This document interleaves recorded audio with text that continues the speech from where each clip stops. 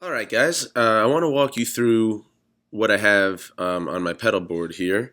The first and the most important one is my Boss RC500 loop station.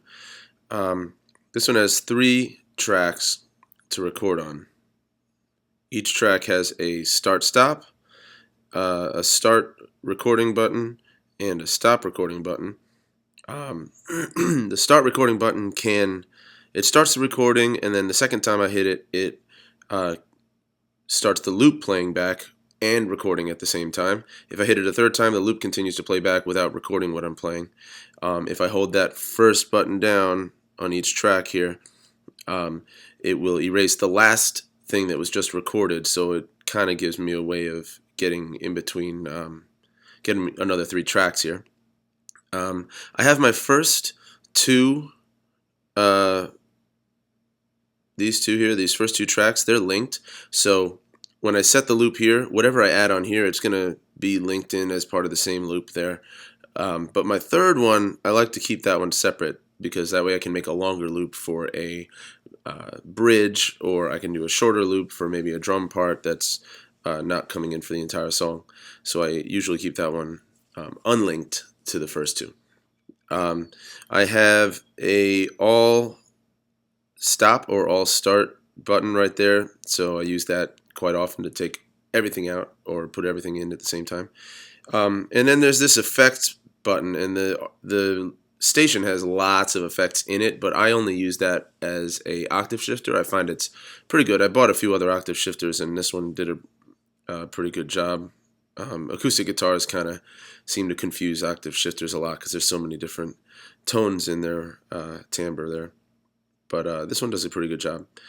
And that's really it. I have, there's a whole bunch. You can put a whole bunch of presets into this thing, but which is right here.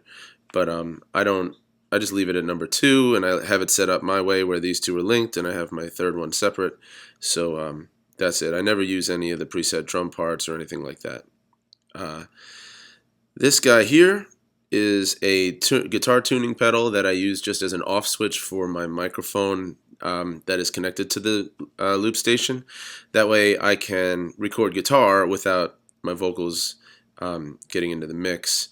So I use that to maybe record guitar during a verse, play through, and then that way I can loop it again and not waste time recording loops. This guy is the same deal. It's an off switch for the guitar. I do use it as a tuner sometimes, but I have one in my guitar too that I like a little bit better. It's a little more accurate. So I use that to turn the guitar off so that I can do claps, vocals, beatboxes, things like that without getting the guitar recorded into the loops. And these guys are all channels for lead guitar. So the first one is a bass equalizer that I use for a volume boost and a mid-range bump so that it sounds a little bit more like an electric guitar. This is a distortion pedal, and I have a digital delay and a chorus pedal that actually is not on my pedal board anymore. And of course, you need to have a wah pedal because it doesn't matter what notes you play. If you got a wah and a delay going on, it's going to sound cool. Up here in the corner, this is the mixer for my Bose speaker. So my lead vocal and everything from the board goes in there, and then that just sends one line out to the speakers. And that's it. Looks a little wacky now that I've written on everything.